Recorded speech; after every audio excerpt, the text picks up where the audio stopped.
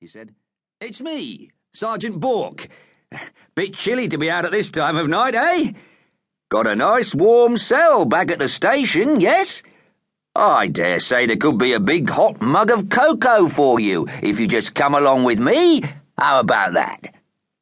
"Can't she read all them warning signs? Is she mental?" said the soldier under his breath. "She's right by the house with a bomb in the cellar." "Yes, no, she's just different," said the sergeant.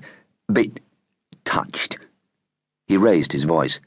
"You just stay where you are, love, and we'll come and get you. Don't want you hurting yourself on all this junk, do we?"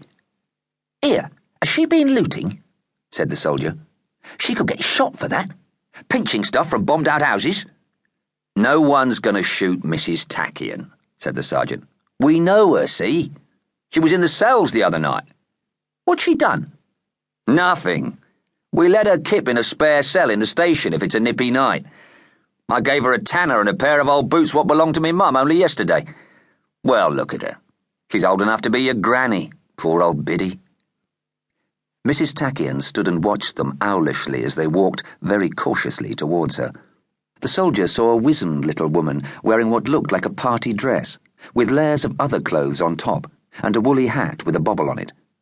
She was pushing a wire cart on wheels. It had a metal label on it. "Tesco," he said. "What's that?" "Dunno where she gets half her stuff," muttered the sergeant. The trolley seemed to be full of black bags, but there were other things which glittered in the moonlight. "I know where she got that stuff," muttered the soldier. "That's been pinched from the pickle factory." "Oh, half the town was in there this morning," said the sergeant. "A few jars of gherkins won't hurt." "Yeah, but you can't have this sort of thing. Here, you, missus, you just let me have a look at—" He reached towards the trolley. Some sort of demon, all teeth and glowing eyes, erupted from it and clawed the skin off the back of his hand. "Blast! Here, help me get hold of—" But the sergeant had backed away. "That's guilty, that is," he said. "I should come away if I was you." Mrs Tachyon cackled. "Thunderbirds, oh go!" "What? No bananas? That's what you think, my old dolly pot." She hauled the trolley round and trotted off, dragging it behind her.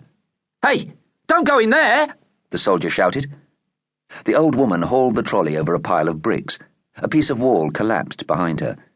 The last brick hit something far below, which went boink. The soldier and the policeman froze in mid-run. The moon went behind a cloud again. In the darkness, there was a ticking sound. It was far off and a bit muffled, but in that pool of silence, both men heard it all the way up their spines. The sergeant's foot, which had been in the air, came down slowly. "How long have you got if it starts to tick?" he whispered. There was no one there. The soldier was accelerating away. The policeman ran after him and was halfway up the ruins of Paradise Street before the world behind him suddenly became full of excitement. It was 9 o'clock in the evening in Blackbury High Street. In the window of the electrical shop, 9 TVs showed the same picture. 9 televisions projected their flickering screens at the empty air. A newspaper blew along the deserted pavement until it wrapped around the stalks in an ornamental flower bed. The wind caught an empty lager tin and bowled it across the pavement until it hit a drain. The High Street was what Blackbury District Council called a pedestrian precinct and amenity area, although no one was quite sure what the amenities were, or even what an amenity was. Perhaps it was the benches, cunningly designed so that people wouldn't sit on them for too long and make the place untidy, or maybe it was the flower beds, which sprouted a regular crop of the hardy perennial crisp packet. It couldn't have been the ornamental trees. They'd looked quite big and leafy on the original drawings a few years ago, but what with cutbacks and one thing and another, no one had actually got around to planting any. The sodium lights made the night cold as ice. The newspaper blew on again and wrapped itself around a yellow litter bin in the shape of a fat dog with its mouth open. Something landed in an alleyway and groaned. "Tick, tick, tick, tickety-boo! Ow! Oh, National Health Service." The interesting thing about worrying about things, thought Johnny Maxwell, was the way that there was always something new to worry about.